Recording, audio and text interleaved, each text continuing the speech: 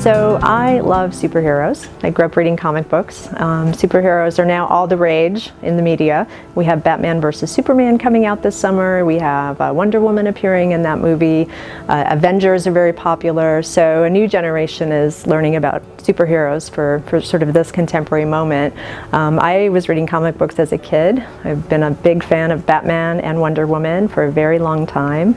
And I find the history of superheroes really interesting. I learned recently that Zorro could be considered one of the first superheroes and was the sort of inspiration for the Lone Ranger. And I really am fascinated by what superheroes and their narratives, whether it's comic books or movies, can tell us about gender, race, class, bodies, what we value, also disability and ability, because often we see superheroes with special powers of some kind and villains with certain kinds of, quote, disabilities.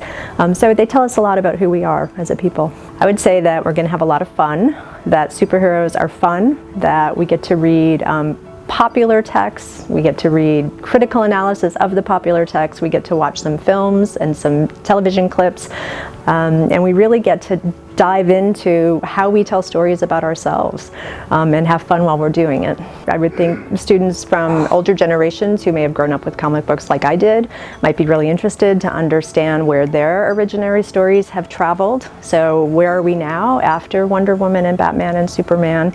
Even though they're coming back in current incarnations, I think younger students would really appreciate getting some historical context on the characters that they really love now. My girls who are 13 and 11 love Avengers, right? They love Tony Stark, they love all sorts of characters now, and they don't really have the historical context for those characters. So I've been trying to talk to them about what, sort of where those characters come from, what they express to us about what's happening in the world at a particular time.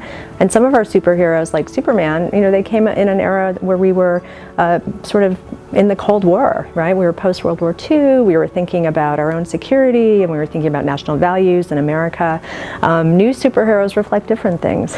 So students in the course will learn about the history of superheroes through film, television, comic books, other popular media. They'll also learn sort of the meanings of gender and race and class and community, what we value as a culture, what we fear, what we mourn, those kinds of things. So we're going to start with a bit of a historical overview, and then we'll be moving on to specific kinds of comic characters to talk about what each of them means.